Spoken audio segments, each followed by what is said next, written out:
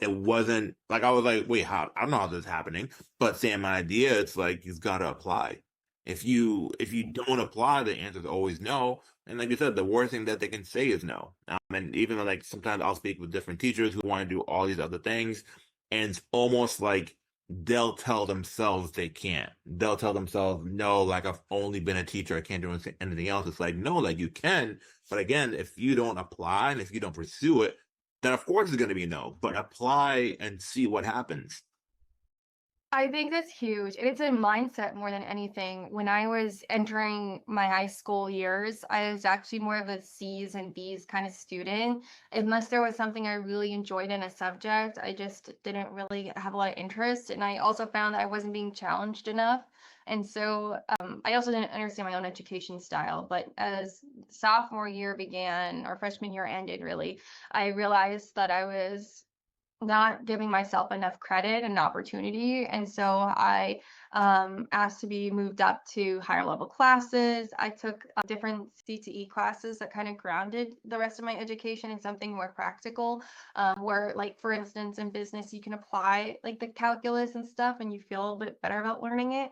And I just told myself, you're a great student. And there's this great book called Atomic Habits with Oh my God. it's great. Unread. Like I try to recommend it. Like I'm like that, and I almost want to read it again. And I hate reading. Like I just started reading all like a year. Like if it wasn't for school, I stay hate reading. And I picked it up. I'm like, oh my gosh, this is Yeah. great.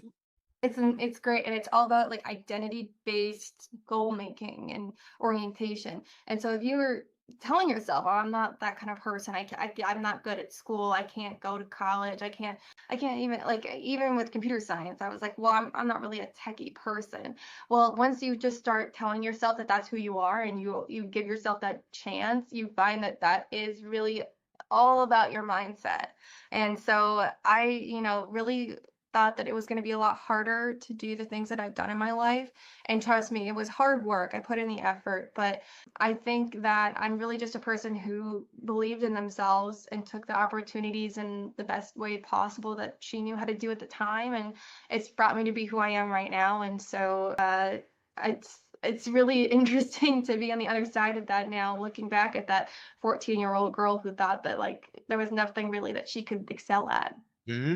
And I don't know about you, but for me, like I find like low key scary because like sometimes I'm almost like, what can't I do? Because it's almost like there's so many possibilities. Just like you want more. Like I think now, like I think my next thing I want to do, I think I want to do some nursing. I think I want to be a nurse practitioner. Like why not? It's like all these possibilities now. Where it's like the good thing about it is that like you realize you can do so much.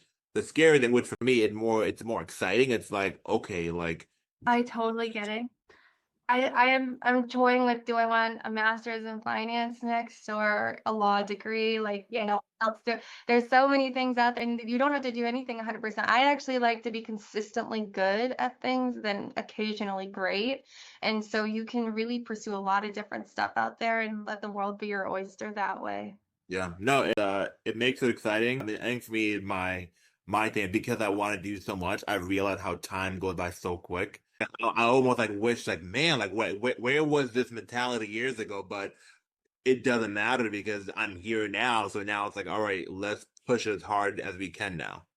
Yeah, I think like in academia, Socrates is like a big figure in how we like do our methodology for teaching. And he was a philosopher, and he said that the more you know, the more you realize what you don't know. And it's kind of the same thing. Like once you kind of get over that first initial learning hump, you see there's just so much out there for you, and you just had to get over that first little block. Yeah, no, it's exciting. A little bit ago, you mentioned how like especially being in tech, you're usually like the only female in the room. Love to hear a little bit more about that and kind of. 'Cause I think when we spoke last time, like your goal is to kind of just give more students that opportunity and give more females a little bit more like confidence being in those rooms. Yeah. Yeah, so I'd just love to hear about your experience and kind of like what you hope to shape for the future. Yeah. I have a lot of hope for the next generation. They really don't accept mistreatment the way that I've seen other people do. I was told very early in my career to accept that I won't win every battle, but try to win the war. Which is really a hard pill to swallow, but really true is that every single time that you encounter mistreatment, you're not going to resolve it. You will sometimes, you'll have wins, you'll overcome, but it's difficult in the moment to realize that like the best thing for me right now isn't to correct this, and that's really difficult.